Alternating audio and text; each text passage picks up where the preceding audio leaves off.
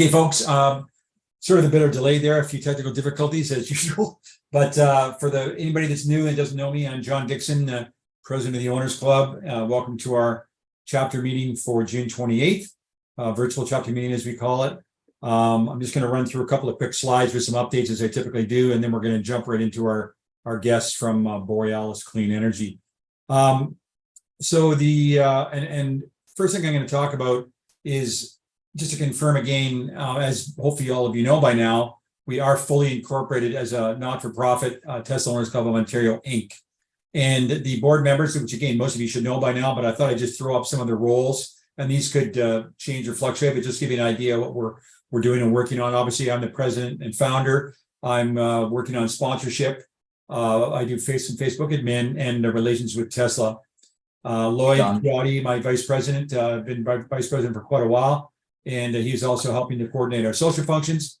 Tristan Jaffer, our treasurer, he worked on the survey that you all got and hopefully have filled out, many of you, and we're going to get into that.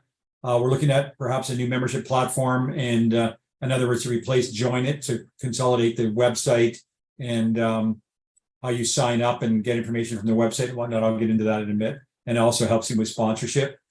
Paul Gulasarian is the secretary.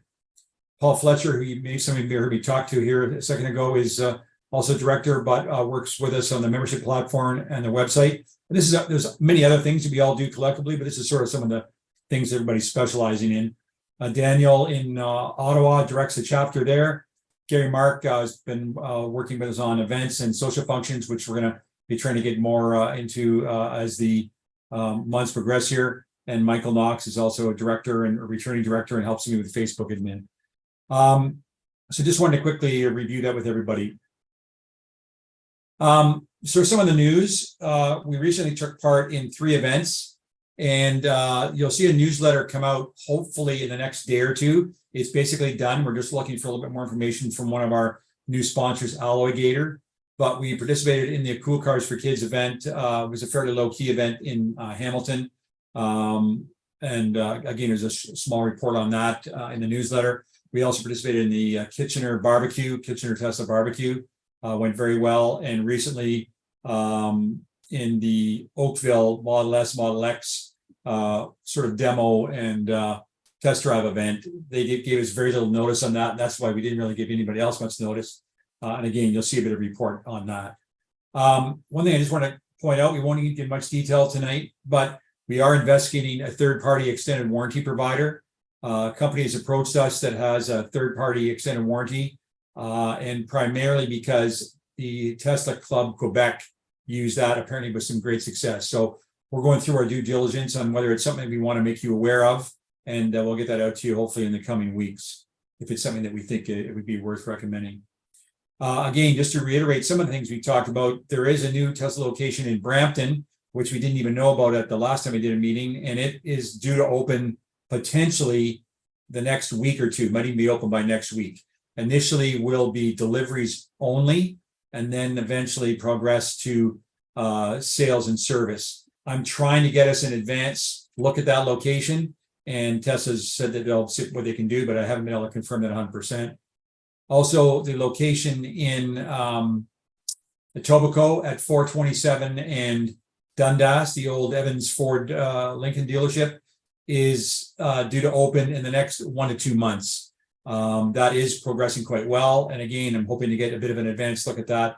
I've been talking to Nassim, who many of you have heard from at some of our meetings, and he knows that we want to try to give everybody an advanced look, even if it's a day before sort of the public opening to these locations.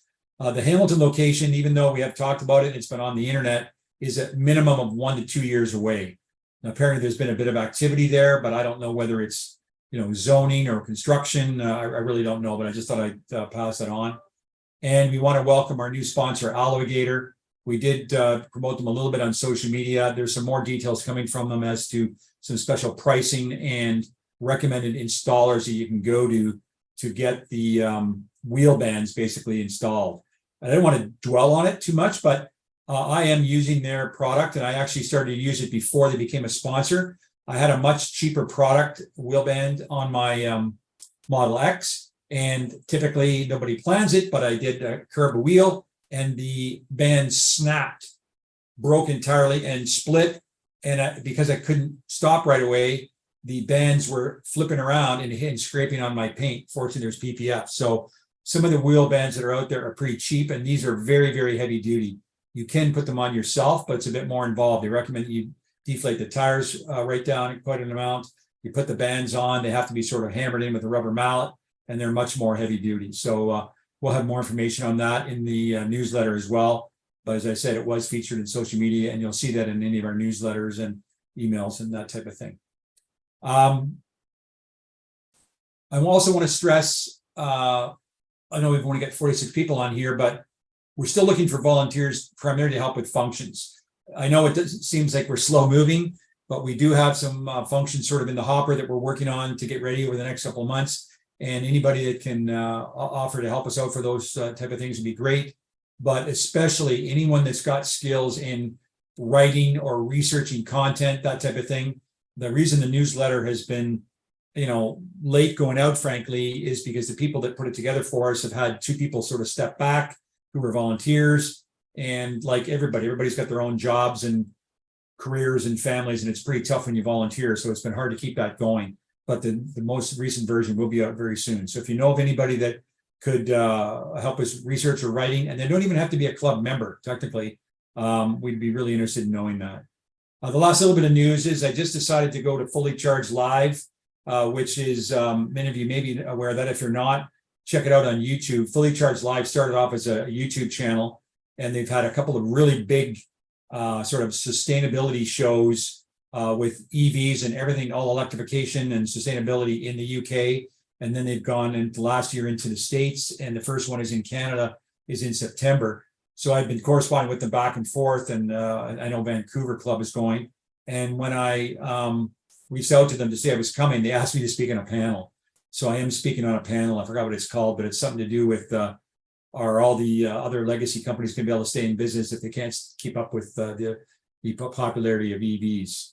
So I thought I'd mention that to you. I know that a couple of our club members are going to that and speaking as well on different topics. So just thought I'd pass that on. Like I mentioned here at the top of the meeting here, we did a survey. If, it's funny enough, I just also put it on Facebook. People are saying, where is it? So everybody was emailed a link to the survey. And if you don't see it, please check your spam or junk. Sometimes because we use a bulk email program, things get hung up in spam or junk, and you've got to go in there and find it. And then just make sure you click and allow emails to come from Tesla Owners Club all the time. But the survey will be in there. And as I said on Facebook, for you, those of you that are on Facebook, I really want to get as many members as possible to participate. I haven't looked at it today, but as of last night, we had about 150 responses. And I really appreciate the responses. We've started to look at it very preliminary. But to me, that is very low when we have a club of 1,100 members.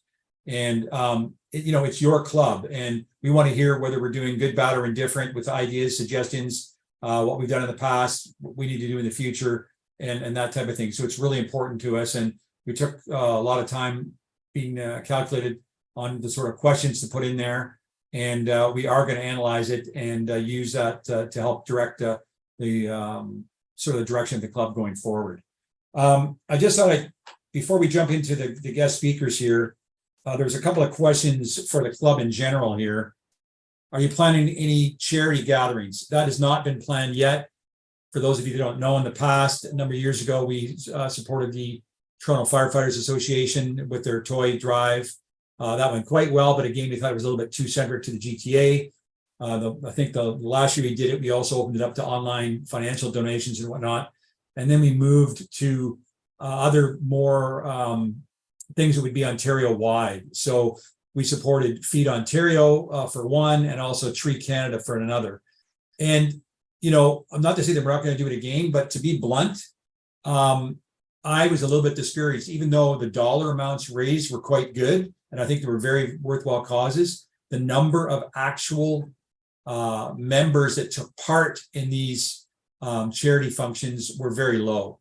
So, if we only had 40 people contribute money, and some people like myself put a group together of people who were not even members of the club to sort of try to get everybody to donate 2, 5, 10, 15, 20 bucks and they get a little bit larger amount, helped us get to, $5,000 and $10,000 amounts. And there was a couple sponsor or corporate donations, but both cases we saw low number of engagement, not even 10%, maybe 5% of the total Owners Club members. So, whether it's because it was during COVID or people were short of money, or whether it's something that people don't think we should be doing. So I'm unsure about that. So that was one of the first questions there. Somebody else is saying, interested to hear members' experience to date with FSD beta. Again, the only forum we have to do that is Facebook. And I realize some of you aren't on Facebook, and that's tough. If you aren't, I don't mean that it's easier to say not tough, but it's tough to sort of communicate back and forth with each other if you're not. I'm just talking out loud here for the other directors. Maybe it's worth doing a meeting that's just a general open meeting sometime, maybe next month or something, a Zoom meeting I'm talking about, that we just have questions and answers and talk about things. I know, Paul, that there's ways that you can do separate rooms for topics. We talked about that. We have to do a bit more research on that, but that's certainly probably a good idea. Any updates when we can expect CCS conversion kits for M Model 3? I honestly don't know.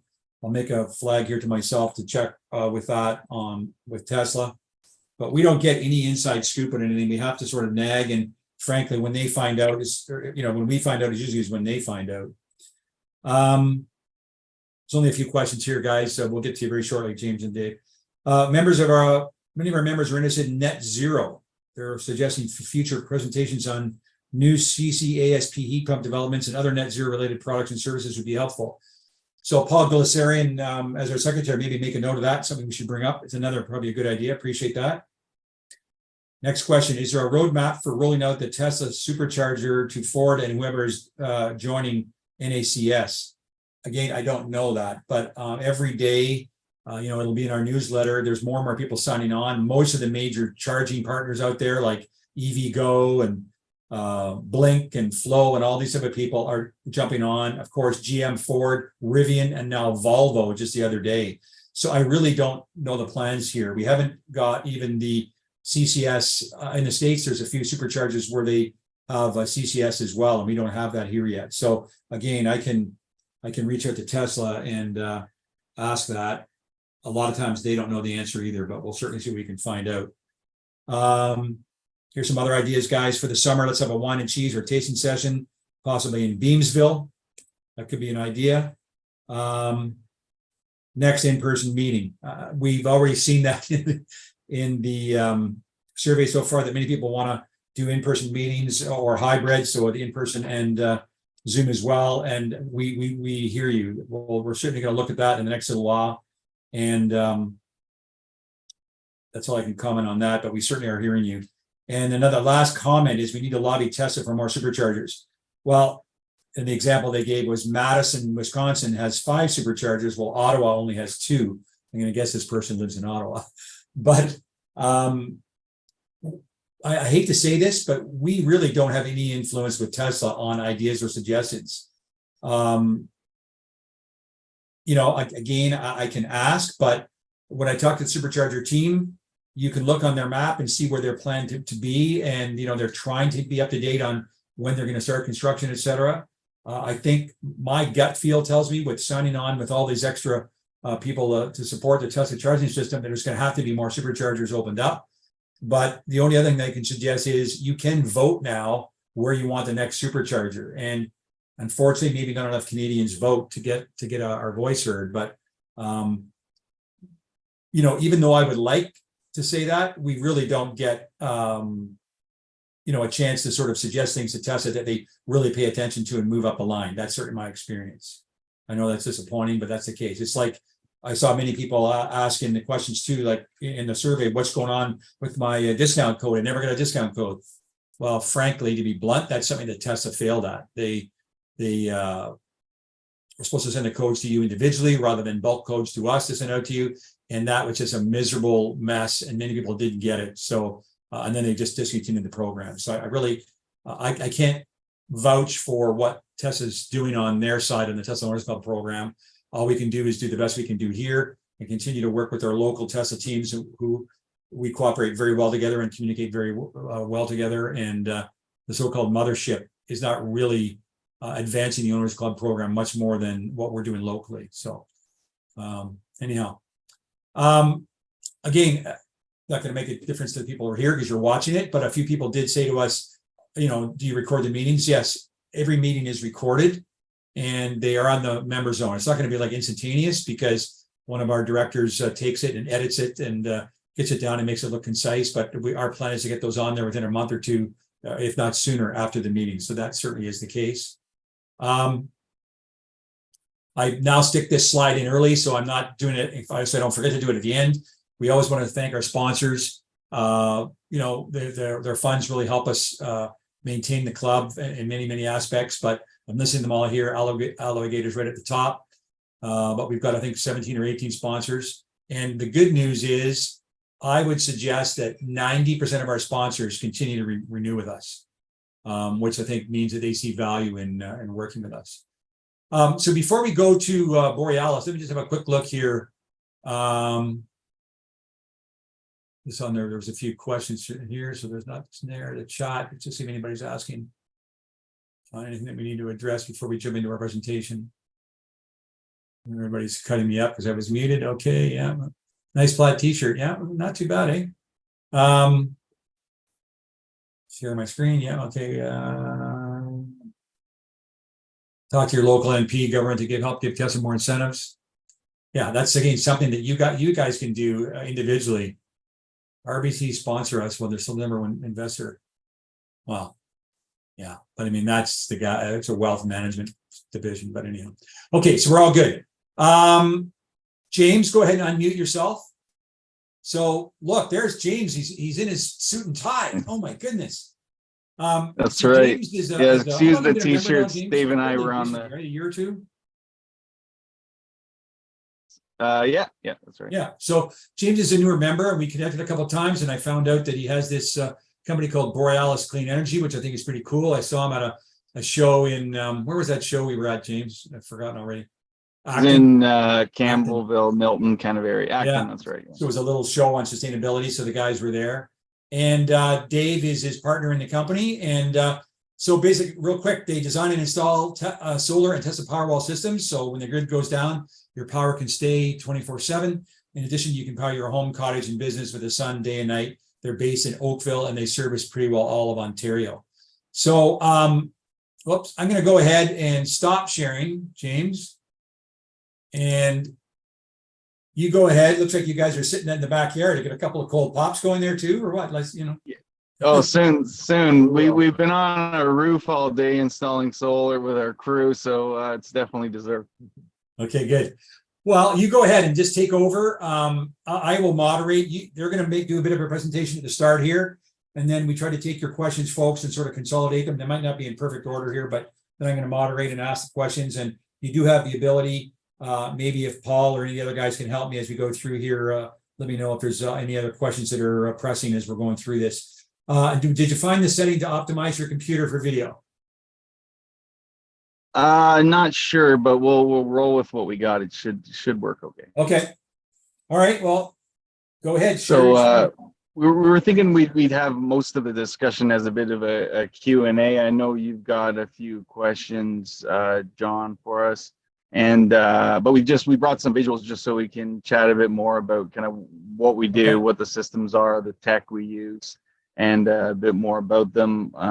Just really quickly, we're experiencing more grid outages every year in Ontario. We're having more severe weather conditions every year from climate change. And with the advancement of electrification of vehicles, heat pumps, things like that, we're getting so energy intensive and we're putting so much demand on the grid. There's a lot of concern about the reliability and how we're gonna power our homes. And so what we do with our clients is we allow them to power their lives now yet or not?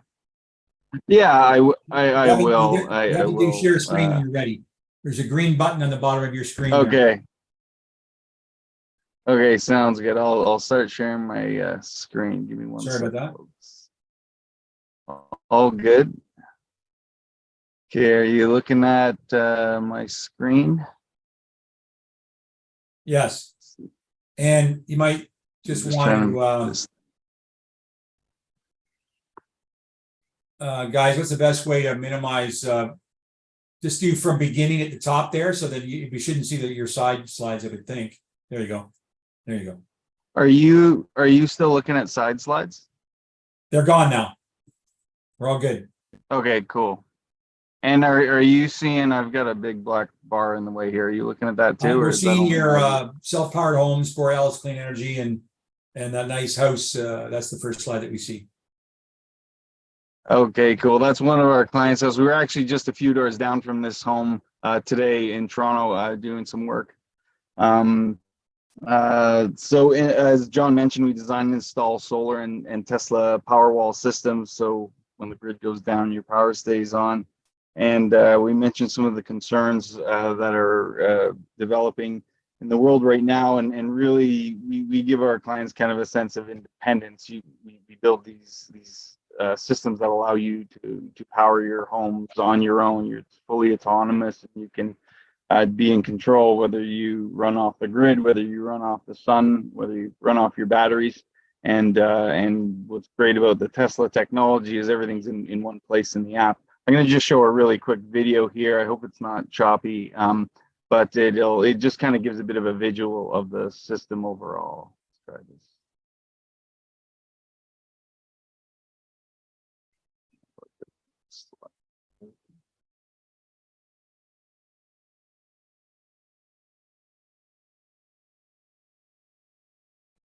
Is that coming through okay? Well, it hasn't played yet, but yeah, the problem is when you don't optimize it, it's going to be choppy.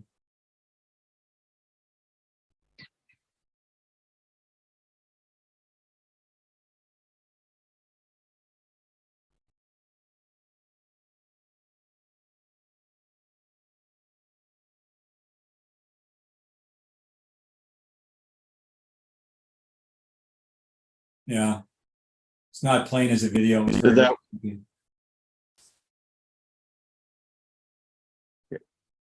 So yeah, as James mentioned, we allow our customers to power their houses with clean energy, but the other thing we can do is basically allow you to drive on the sun. And let me tell you, it's an amazing feeling when you're driving down the road and you know that every kilowatt hour that's required to push you forward came from the solar panels on your roof. And that's something that we can do for any Tesla owner or other electric car owner for that matter. So, and of course, the other thing we can do is provide backup power, and we can back up any house. Some of our customers have 400 amp, even 600 amp services. We can provide backup to everything in the house, or we can design a system that would just power your critical loads. And so when the grid goes down, your power can stay on. And as I said, we work with custom houses with very large services, and we can integrate a seamless system in there to keep the lights on when the power's out. And we talked a little bit about wanting more superchargers, and superchargers are great, but there's one thing that they definitely can't do. When the power's out, you're not going to charge your Tesla. But if you have solar panels and power walls at home, then you can charge your car even when the power's out. Yeah. So this is kind of a snapshot of the entire ecosystem that we can provide. So you've got the rooftop solar providing generating the clean energy. You've got the power walls which store that energy for use at night or for use when there's a power outage. And that's entirely up to you whether you want to keep your power walls at 100%, so you have the longest runway when the power goes out, or if you want to load shift and if you want to store your excess solar during the day in your power walls. We can also install EV chargers, and interestingly, we can install an EV charger for you even if your service is at capacity, and we can do that with power walls, and it gives us the ability to basically give you a virtual service upgrade, and then you get backup power to boot. So, and our systems work seamlessly with the grid as well. And the Tesla Gateway basically allows all the components of this ecosystem to work together. and we're really experts in all of these portions. We deal with utilities and the application process required for some of these. We're very good at running that through the utilities, and so we handle this entire ecosystem. And a lot of this tech is very new to the utility, so part of it's education as well as moving the projects forward, because it's easy to say no to something you don't understand. Yeah. And when it comes to solar, what's very important to us, there's a number of things, but one of the most important things to us is that the solar looks very attractive. So we install black on black panels. We use low profile racking so that it looks like it's seamlessly integrated into the roof. And as I've said before, we install on custom houses, and we want the solar to really match the aesthetic of the house. And our panels come with a 25-year warranty, which they're likely going to last more like 30 years. They're very high quality, no moving parts, tried and tested technology. We use panel by panel monitoring and optimization. The optimization makes it very shade tolerant. So even if you have a tree in your backyard or your roof gets shade certain times of the day, our systems are very tolerant to that sort of thing, and we can still design a high performance solar system even if there are any shade issues. So Dave, let me just jump in here just for this sort of timing. I think where are your solar panels manufactured? So overseas, it does vary. Sometimes Vietnam, in some cases in China. It really varies depending on what we're doing. Sometimes we use Canadian solar panels, and they are sometimes assembled up in Guelph, Ontario. What determines that though? Is it price? Is it availability? Is it what determines where they're manufacturing? Yeah, which ones do you use? Yeah. So in terms of which ones we use, we're looking for the best warranty and the cost per watt, and really the aesthetics. That's really important to us as well. So some companies are ahead of the others in terms of making that black on black panel look really sharp. We often use JA modules for that reason. Okay, and then so on that same topic, I think I already know the answer to this, but JP's asking, why are we not using Tesla solar shingles yet? I'm assuming because they're not available here, correct? Not yet in Canada. We've been told, first we were told in 2019 they were going to be available, and then every year since then, and now it's 2024. So rest assured, as soon as they're available, we'll be able to install them on a roof. Yeah, so we'll be early to get them when they. JP's also asked, how fast is the switch? In other words, is it shut off the grid so you don't electrocute a tech working on an electrical pole? It shuts. Absolutely. If the grid fails without Powerwall, if the grid fails, solar will shut down within 20 milliseconds. And with Powerwall, it's isolated from the grid again very, very rapidly. So.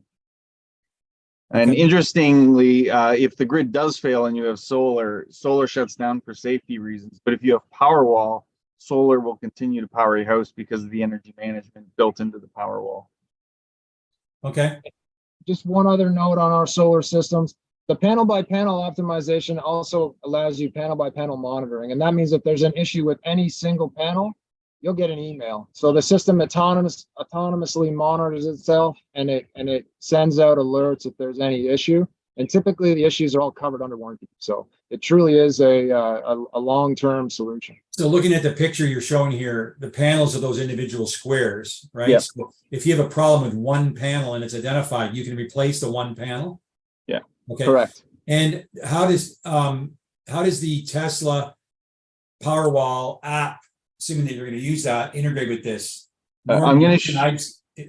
I've seen it. They always show screenshots and whatnot of the Tesla solar shingles, but can it still show in the app the solar coming and how much it's used and that kind of thing? I'm going to show you that just in a second here. Okay, perfect. Yeah. Okay, carry on, guys. Thanks. And one other note on the solar, in Ontario, we set up what's called net metering, and that allows you to export any excess solar you generate to the grid, and you'll get credits for that on your power bill. So we will, midsummer, middle of the day, you'll probably be generating more electricity from the solar panels than you're consuming in the home. And so that excess is going to get exported to the grid, and you're going to get credits for that, which is great because that helps pay utility bills when you do use the grid. Okay, there's some other questions here. I'm just going to hold them for a bit as we go through your presentation, see when they're appropriate. Go ahead. Okay, thanks.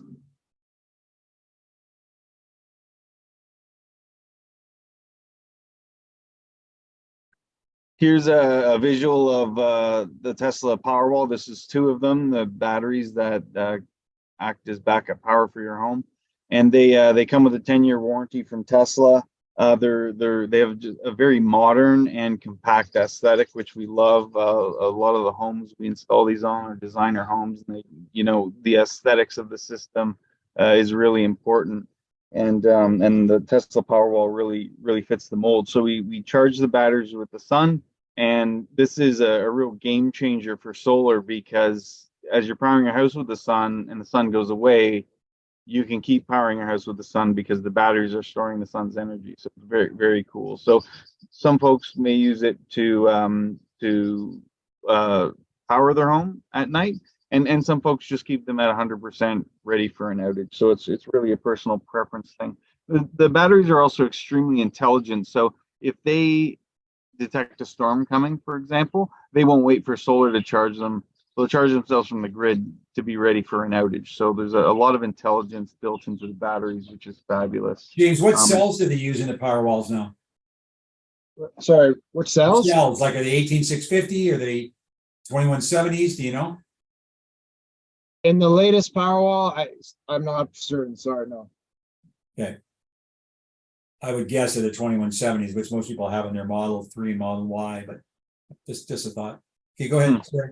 All right, so this is a visual of kind of what the app looks like. This is the visual you get. So here's an example of we're powering the home with 4.9 kilowatts. The home is drawing a bit more than that, 5.6, and the little bit that solar's not providing, that's being made up from the grid. So in the app, I can shut the grid off and disconnect and run off the Powerwall. And so I can run off solar and Powerwall and disconnect from the grid.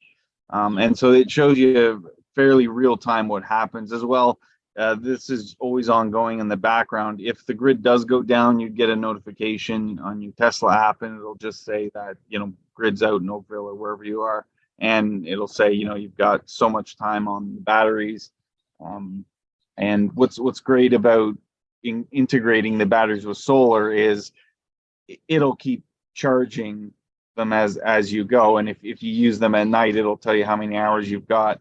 And again, the next day, sun comes up, recharges the battery, and you can keep going. So that's great. You had asked a question about the app. So this is great because everything is in one place. The solar is here. Tesla Powerwall's here, what you're consuming from the grid's here, and if you're a real data junkie, all your information is in the app, so you can get a year's worth of data and analyze it. The analyzing tools in the Tesla app are great too. And did that answer your question, John? About? I think so. Yeah. I mean, I just wanted to, as many of us may have seen, Tesla's quite often sharing images of the app. And, they're sort of promoting through their own social media, Powerwall and Tesla shingles. And quite often you see the app in there and it looks, typical like Tesla, very efficient and lots of cool features and lots of capability. I just want to make sure that it worked with non-Tesla solar, but it does. So yeah, great. Yeah, it's super user friendly. And I mean, the app for your vehicle is here. Like it's another like tab in there. So. And that's one big advantage of the Tesla Powerwalls being AC coupled with other battery systems that are DC coupled. If the company goes out of business, that's providing the solar, then you're kind of hooped. Whereas in this case, Tesla can work with any solar inverter. Okay, let's have a quick look at some of the questions here. Many rebates come and go quickly due to high demand. This person is looking at install a 2024 in Ottawa. Do you know what incentives are predicted to be possible next year? Is that something that things are going to be in place for a certain period of time? Or are they always in a state of flux? They do change. We do know right now there's a Greener Homes grant, so that's about $5,000 towards something like this. That was one In of the addi- other questions. Yeah. Okay. Okay, and then there's a bit of a process to go through. But again, we can get you kind of on your way with that. And then in addition, there is a after you get that, there's a $40,000 10-year term, no interest loan from the federal government toward these systems. And I don't know if they put a lien on your home, but again, there's like a bit of a process to go through to You guide people through that, or you just direct them where they have to go, or? we support them as much as possible. There's a group that we work with that specializes in this. So I think they have like a $500 fee or something. And they basically walk you through the entire thing. They take care of the energy audits, which is part of the process. And so we kind of rely on them for all the details because it is painfully complicated to work through it, unfortunately. But yeah, so we have a group, and we certainly support our clients to get answers. Okay, so what else we got here? What's the lead time? I think you told me 2 months. What's the lead time for power walls? For us, it's 15 days. Oh, really? So that leads me to questions like, any idea? I mean, of course, it's great for you, but why can you not get them directly from Tesla? Like people like yourself can get them almost right away. Yeah, I think because the installation, like the stuff we go through in the background, like we take care of it all for our clients. So they just get Powerwall battery backup. But I mean, the permitting stuff we go through, the engineering back and forth with the utility, it can be very onerous. And I mean, they just haven't set up their department yet, basically. Well, a bit of that, but it's so beyond the capacity of somebody who's not an engineer and a guru in this space to be able to implement. We've had projects rejected, and we have gone back with like technical insights and detail, sometimes consultants, and figured out how to reconfigure parts of the utilities grid to make this stuff happen. Like that's just beyond what somebody could typically do. Again, it's we take care of all that in the background. So okay, and our projects are typically the larger, more complex ones. Those are the ones that we generally get involved with. Yeah, we specialize in complicated Tesla projects. Okay, good. This person's asking, are utilities allowing you to easily install more than 10 kilowatts? The answer is no. They are allowing you to install more than that, but it's not easy. Okay. It's easy for the customer. It just there's some hoops that we have to jump through in order to make it happen. So okay, most of our systems end up being more than 10 kilowatts, so we go through that process all the time. Okay. And some utilities just recently have, when you look at the size of the solar system, they've included now the output power from the Powerwall as part of the size of the system. So that has bumped almost all of our projects over that 10 kilowatt mark. Okay. Do you know what I guess it depends where you are, but what does the grid pay per kilowatt hour for power exported to it? They'll pay you basically the spot price. It depends on the utility, but and what's great about that is you're generating max solar at peak price times, at peak demand times. So when you're exporting to the grid, you're exporting at the peak price time. So you may use those credits on very inexpensive evening electricity. So it's not kilowatt hour per kilowatt hour. You're getting paid in cents or dollars that you're using later. So it's very beneficial. So that really ties into what Leo asked. Once the ultra low rates come in, because not every utility has that yet, can you use the Powerwall to charge at night and use electricity to peak hours? The answer is yes, correct? Yep. I mean, you can do that now, but yeah. For sure. Okay. And what's kind of neat about the Tesla app too is if you wanted to just see how, because it's a timing thing, right? If you wanted to just see how much you could load shift, like you can see what your consumption is during those times. And so if you were to say, okay, I think I want to do it with solar, Powerwall, whatever, I'm just going to test it first, right? Like don't change your plan, but you could just test it and see that, make sure that you're not, because we wouldn't want somebody to switch their plans, get Powerwall, and then maybe they're still using some of the peak price kilowatt hours because they need to. So it's great that you could kind of test it first, see that, yep, Okay. I'm good to go. I could totally switch and kill it. So Makes sense. Rod says, I tried to get solar a couple of years ago with net metering in Pickering, was turned down as the utility did not have sufficient short circuit capacity at their end. Yeah. Powerball have resolved that.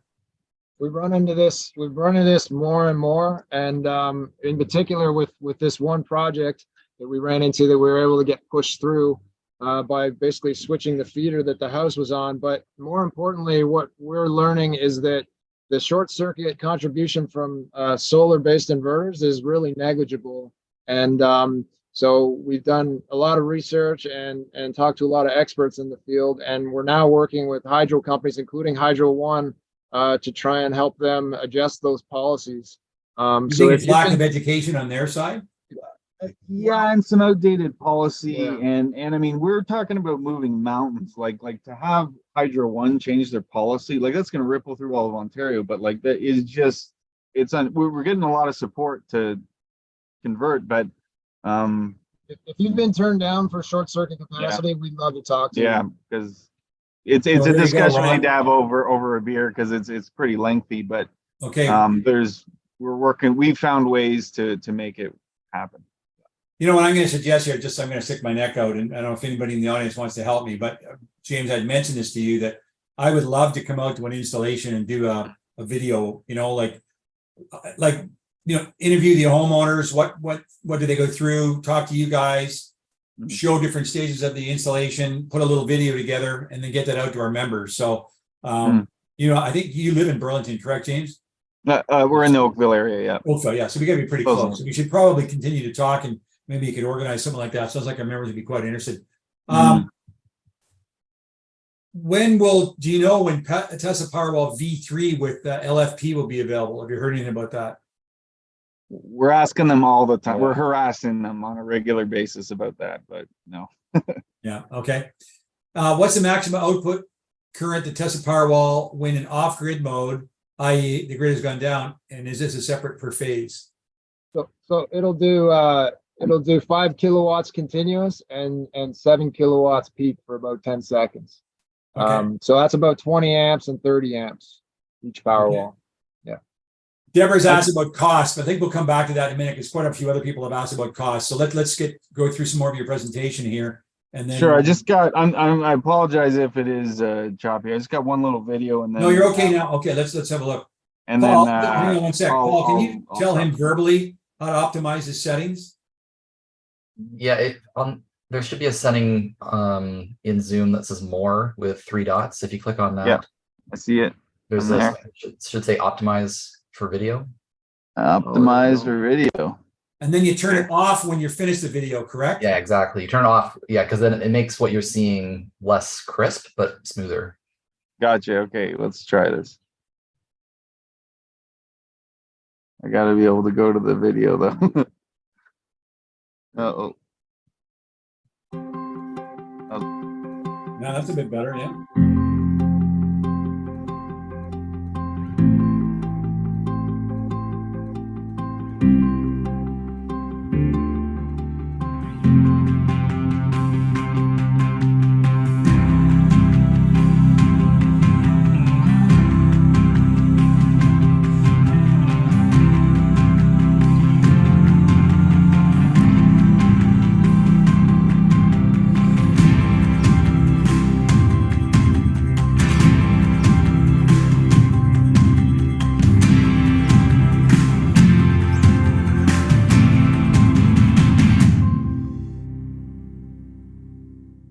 Perfect. So just turn that Okay. setting off. So Okay, I'm gonna stop sharing that. That was kind of just what we had. It was more for visuals, so people have Okay. a sense of kind of what we're that's talking fair enough.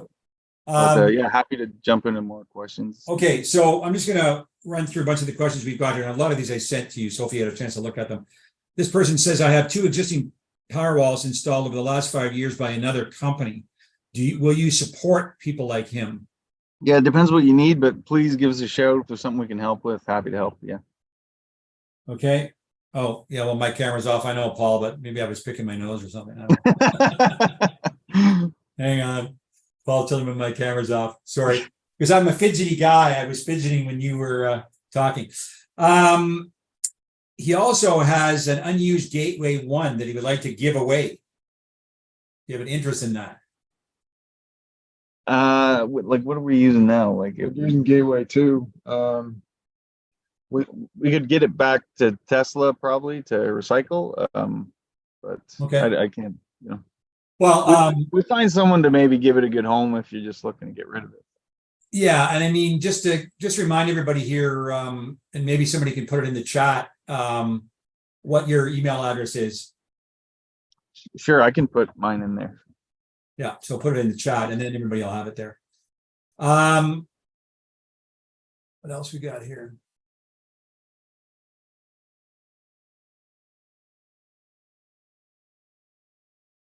Okay, so sorry, Cindy, I missed you on that one.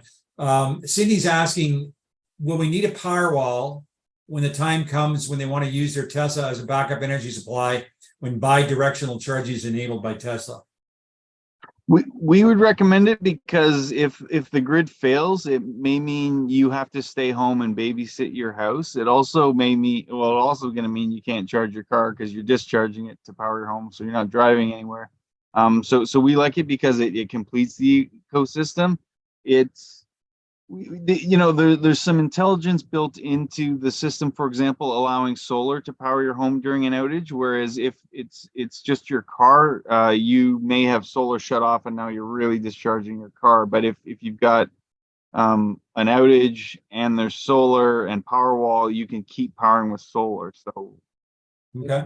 if that makes sense. Oftentimes people come home at the end of the day, and when there's no solar, and so they come home at the end of the day and their car's dead, and if the power goes out then that's a pretty awkward situation as well. Yeah, for sure.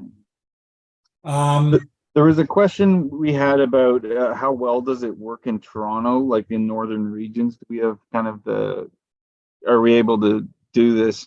And the answer is yes, definitely. Certainly we generate less solar in the winter months, but in the summer we just crank it out. We're in a great spot for this. Well, I'm assuming you guys work with people for the optimum locations for their solar as well, right? 100%, yeah. Like that's part of what we do in the design process. No, I don't even know what this is, Greg. He's asking, is Tesla's auto bidder software available in Canada? I don't think so. I think that's the one that's kind of more recent in Texas, and I think that has to do with some utilities have allowed you to kind of become your own I think this is the auto bidder, is your own local utility, so you can actually sell your Powerwall energy at peak times to others. I think is how that works and what he's maybe referring to. But, okay. Something like that will likely come. Yeah. There will be probably a demand response tariff, which will allow you to sell the power back to the utility when the utility needs it. And so you'll be able to sign up to give a certain portion of your Powerwall capacity to the utility when they need to power the other people's electric cars down the street, and they don't have the juice for it themselves. What amps or power can they hold and reuse? So each Powerwall will store 13.5 kilowatt hours of electricity. And like I said, it'll put out about 20 amps continuous and about 30 amps instantaneous. And just to back up just slightly to a bit of another question, you were asking about the orientation on the roof.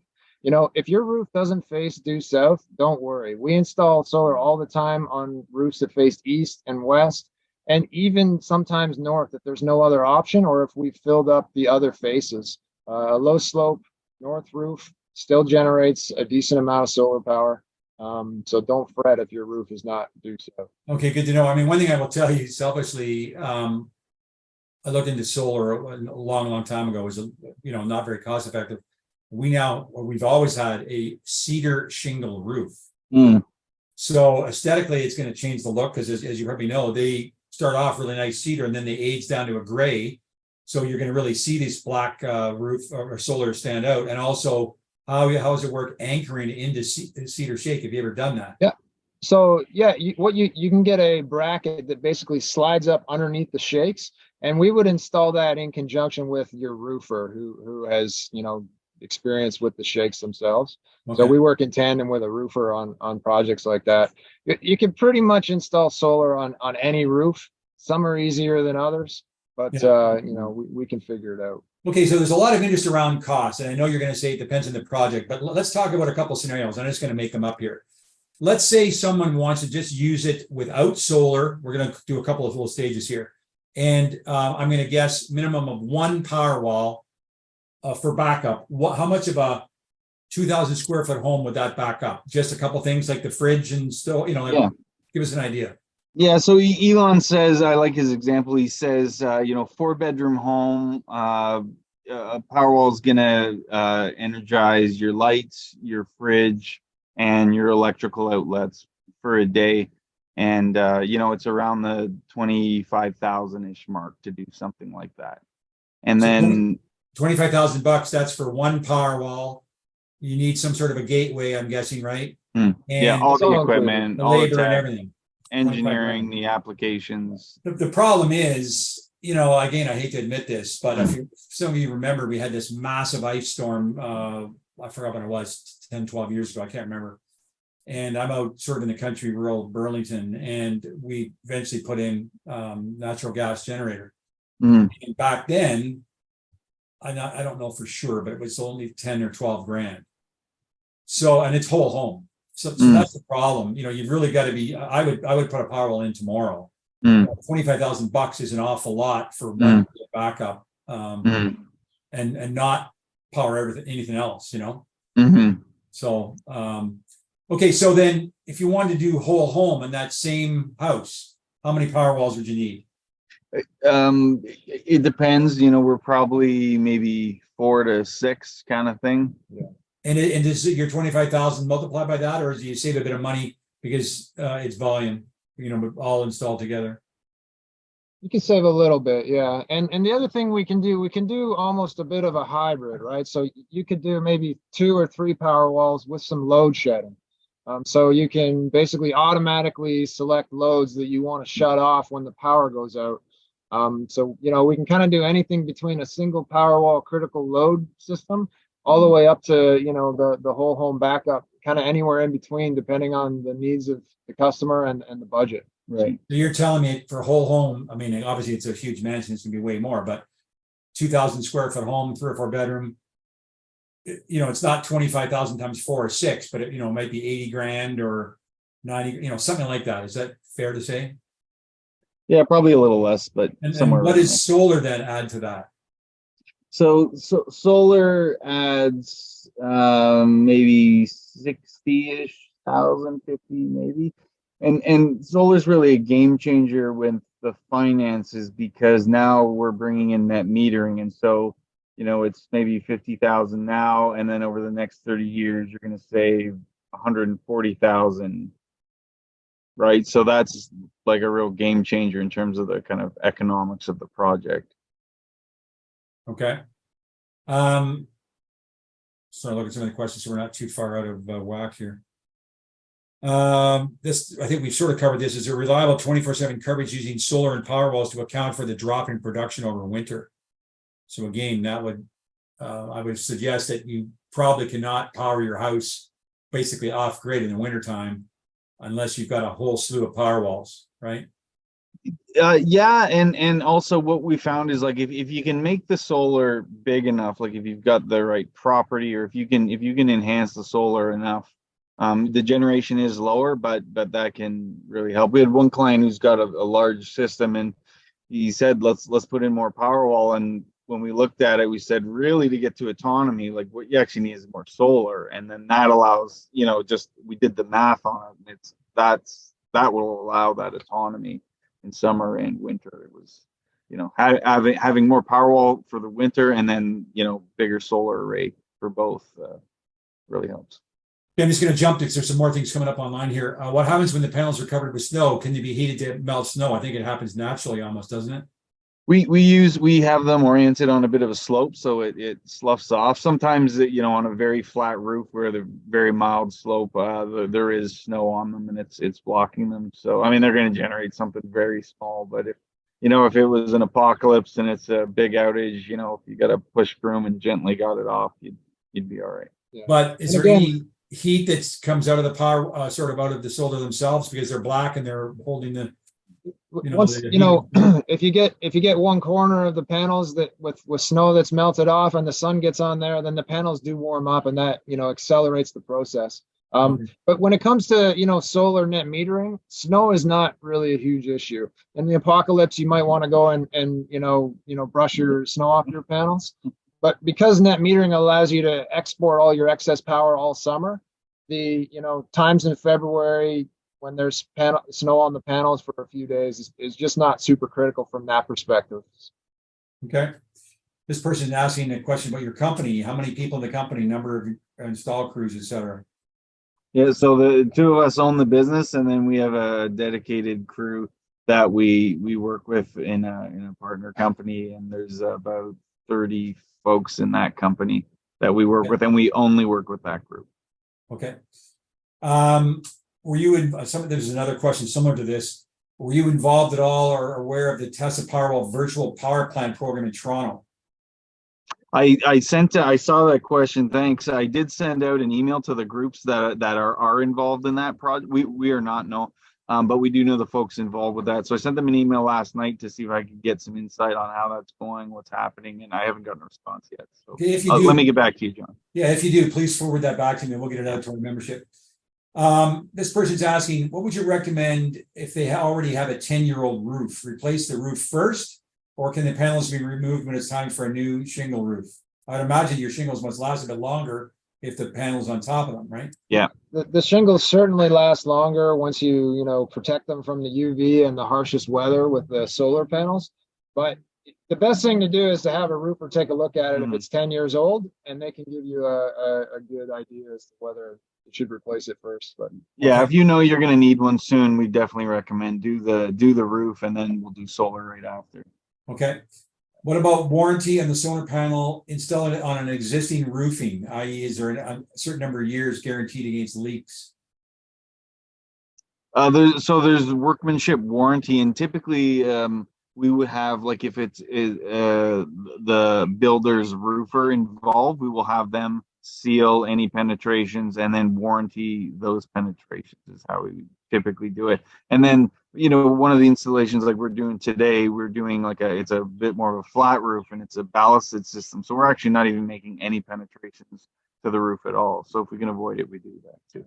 Okay. And for example, if you have a standing seam metal roof, we can also do an install on standing seam with zero penetrations as well. Oh, wow. It's built really nicely to that. If you are considering replacing your roof, standing seam is a great option for solar. For Southern Ontario, what's the ideal roof angle? 45 degrees? About 36 degrees and due south. But again, don't get too caught up in that. If it's a little bit, if it's south and it's shallow, it's still going to produce amazingly well. If it's east-west, it's still going to produce really well. So it's not critical that you get the right slope and the right orientation by any means. Okay, great. Do you know how long the credits earned in the summer last? 1 year, So, 6 months, forever? Like what's 12 months. Your credits will last for 12 months. And so as part of our analysis, we take a look at how many kilowatt hours you use in the year, and we size the system accordingly. So we don't want to oversize it because you're not going to get value out of the excess. Okay. So Andrew, who obviously lives in Ottawa, is saying you're 5 hours from Ottawa. Do you have a higher price premium for further projects? Yeah. We have electricians driving a bit further. So yeah, sometimes if depending on the size of the project, again, we have an expertise in very complicated Tesla projects. So if it's a very complicated one, we'll do it. But if it's one that's, fairly straightforward, we'll probably refer them to somebody up there to get the job done. For the solar anyway, for Powerwall, we might run up and get the Powerwall done for them. But we have a little bit more expense just because of the travel for electricians, and those guys aren't cheap if anybody's worked with them lately. What's the highest density and output of available solar panels or tiles? This person saying he's heard there's 1,000 times improvement recently in the technology. So right now we're getting panels that are about 22% efficient. So 220 watts per square meter sort of peak. How And does that we're compare to 5 years ago, let's say? Oh, it's dramatically higher. So 5 years ago, you would have had I don't know, it's probably 18% or something down around there. Okay. we're constantly in touch, John, with some tech groups that are working on different innovations for surface technology. For example, there's one group looking at the nanostructure and biostructure of like a moth's eye and a lotus leaf, because it absorbs light and it's also hydrophobic, so it just repels water and dirt and things. So it's there's zero reflection on it, and it just allows some more solar at low incident angles. And we're constantly after them for, hey, can we prototype test this stuff with you? And so I'm not we're always sure if it's the looking same at thing, but what's sorry, that? I'm not sure if it's the same thing, but there's a company, I can't remember the name, that I came across that have these very thin, almost sheets that they make into shingles, or can look like almost anything, like replicate the look of a shingle. You can put them vertically on walls. Have you heard of that company? They're right here in Toronto. There's a few products like that. The efficiency really suffers when you start getting into that territory. So, Okay. but there are some, there are some that are there. Some are integrating to standing seam roofs, and there are also some roof tiles, but they're just not proven yet that we'd really want to start putting those on the roof. So we're waiting for Tesla. This is going to be a tough question to answer, I realize. How long will it take to recuperate the investment? Well, I guess it depends on what you're doing. Yeah. It really depends on what you're doing. We look at it over a 30-year period, because that's what we're expecting the solar system to last. Tesla Powerwall, we're speculating on the lifetime right now. It's warranted for 10 years by Tesla, but we expect it to probably last around 15, maybe longer. We just don't know yet. So we'll Yeah, find it's like out. a battery in a Tesla car. I mean, there's no large Teslas like, Model S, et cetera, that are much older than 10 years old.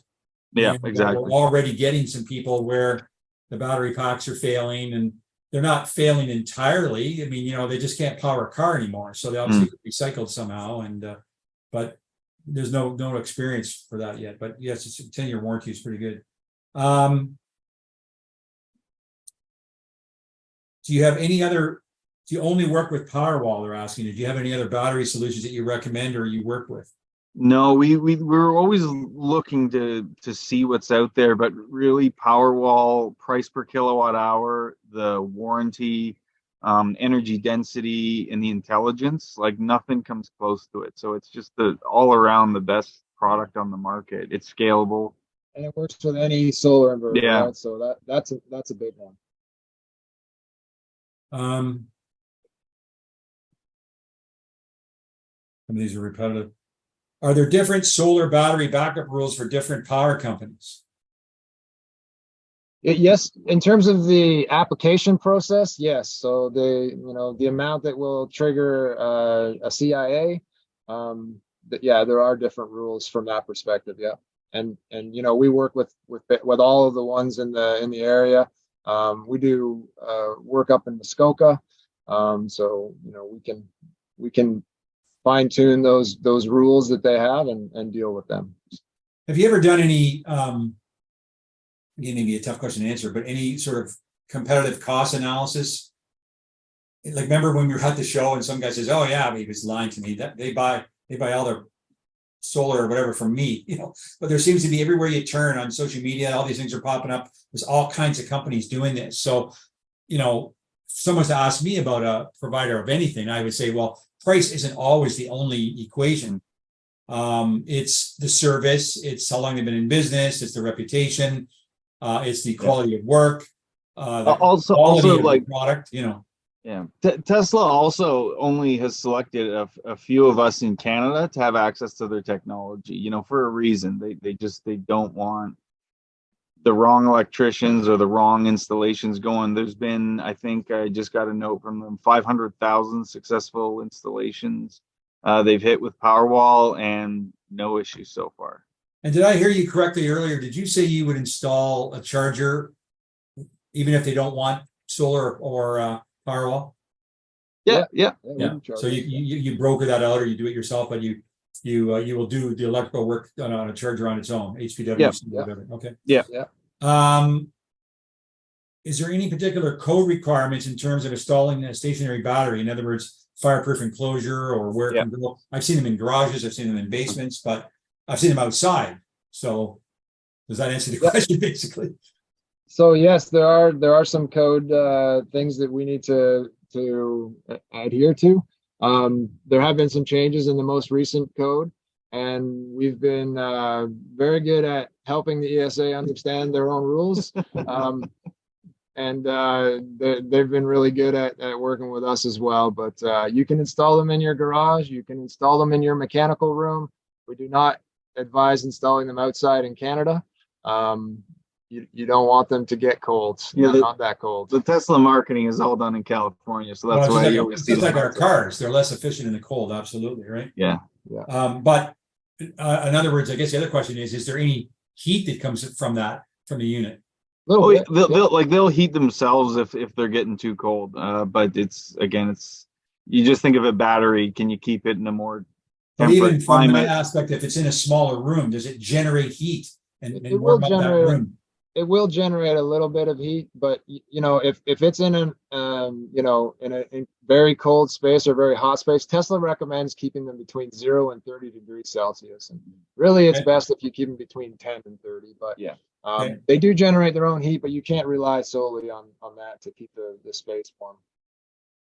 Leo's asking, he's noticed with his solar system that with all the smoke in the air, there's been a 50% drop. Have you seen that similar?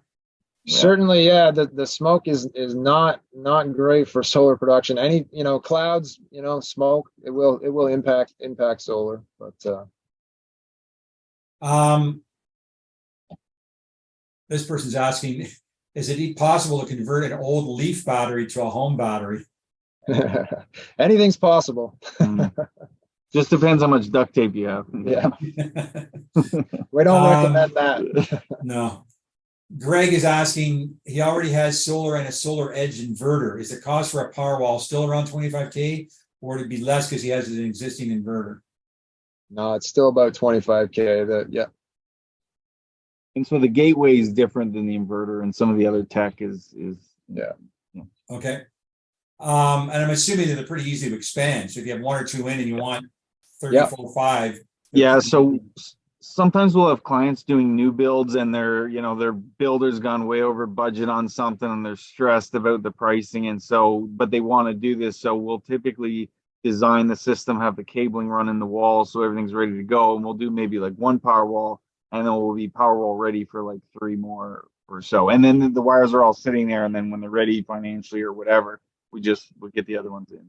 So we do the design, and we give the drawings to the electrician so that he knows exactly what he needs to run, and we work with the builders and the architects too to make sure that anything else on the roof we can get dialed right in, just so that the install is totally seamless. Val is asking, is there a limit to how many Powerwalls can be installed in like Yes. an application? Yeah, there is a limit. So right now in Ontario, you can install 9 Powerwalls. Technically, from Tesla's perspective, you can install 10 per gateway. So if you have a 200 amp service, then from Tesla's perspective, 10 Powerwalls is the limit. If you have a 400 amp service, you can install 2 gateways, and 20 Powerwalls is the limit. Now we can also do things in an outbuilding that's not connected to the house. So if you really need that capacity, then we can go above the code limits as well. We call it the Borealis bunker, and basically it's a building outside that's just your little wine cellar of Powerwalls. Yeah. I think that's about everything we've got here. Some of the questions were already answered just in our discussion. This other person's asking, it's pretty far for you guys, but are you participating in the Fully Charged show in Vancouver? We're not, but we'll definitely kind of see how it goes and consider it maybe in future time. Yeah, I mean, it's just for anybody that's interested. I've asked them, are they coming to Toronto at some point? And they said they have no plans right now. Which this makes sense as a hub for something like that. And I think Vancouver, though, because it's like Quebec, they have higher rebates and a lot of things than we do, and that's probably where they're starting there. But, when I go out there, I'll certainly inquire, like, are you going to gauge at some point to come to Ontario? And from what I've seen online in YouTube videos, there's some phenomenal displays and guest speakers and all kinds of things. So it's something that we'll certainly all keep our eyes on. Just on the rebates really quickly, somebody asked earlier about what rebates, and I mentioned too, but per area, there's kind of different rebates. Like, for example, I think Ottawa has some, if you're in the city of Toronto, they have when it started, get this, it was, I think, $125,000 no interest loan for 10 or 15 years. And it was for stuff like this. And that got filled up so fast. So now it's similar, but it's like a low interest loan. So, if you're thinking of doing something, that might be something. But again, we can chat about it if someone wants to reach out to us and learn more. Okay, so I'll remind everybody, James put his email in the. I'll throw it in again. Yeah. Yeah, well, it'll be in there. Sawyer@borealiscleanenergy.com. Of course, I've got direct connection. If you find anything out from some of your research that we talked about, let me know. And we will stay in touch on maybe getting a bit more of a sort of a video presentation that we can share with people on the whole thing start to finish. It's kind of always interested me, as I said, right from interviewing somebody perspective who all of a sudden, or maybe been thinking about solar and battery for a long time, and get into their head what went through it, what research did they do, why did they, in this case, select you guys, and what it was like jumping through the hoops with their local hydro company or region. And then, obviously we're not going to be on site all the time, but do a few little videos of showing the install and how the app works and things like that. So yeah, sounds good. We many of our clients are kind of private about this kind of thing, but maybe if it's the right. Whoops, he's gone. Technical difficulties. There he is. I don't know what happened. You were gone there for a minute. Sorry about that. I was just saying some of our clients are a bit private about this, but maybe if the right person is comfortable with it, maybe we even do a Tesla owners club meeting at an installation, and we can pull up the app on a big screen and just talk about what's happening in real time with Yeah, and I mean, I would say that if any of the members, I mean, there's we had up to 50 some odd participants. We're down to 43 now, but once we get this video out and people see more information, and maybe you'll gain some customers from this, and any of our members might be more open to do this. And there's also ways we can do it so we're not publicizing who the person is. They don't have to be on camera or that kind of thing. So meet at this location. The limos will pick you up and it'll take you to an unannounced spot. Blindfolded. Yeah. So anyhow, that's it. I don't see any other questions coming through. So listen, guys, really appreciate it. It's very interesting. If there's, as I said, if there's anything you want us to share with the members, or if they have any more questions for me, I'll get them back out to you guys. And you and I will continue to talk, both of you, the three of us, on what we can do going forward. And I think that's about it. Before we end the webinar here, just to the few people that are left, the 43 that are left, any other questions for me or the club before we close off here? No? Okay, so last reminder, please fill out the survey. James, look at your email. Yeah, I'm trying here. You got to send me it first, though. I did. You remember, buddy, you get all the emails. You probably go into your junk and your spam and you don't realize it. Yeah, but we really value everybody's input, and we are going to look really closely at it, and it's going to help us, determine how the club moves going forward. So, guys, thanks very much for your time. There's some good questions and great answers, and we really appreciate it. And we'll talk to you soon. Thanks for having us. Thank you. Nice to see you. Good night, everybody. Hey, everyone. See ya.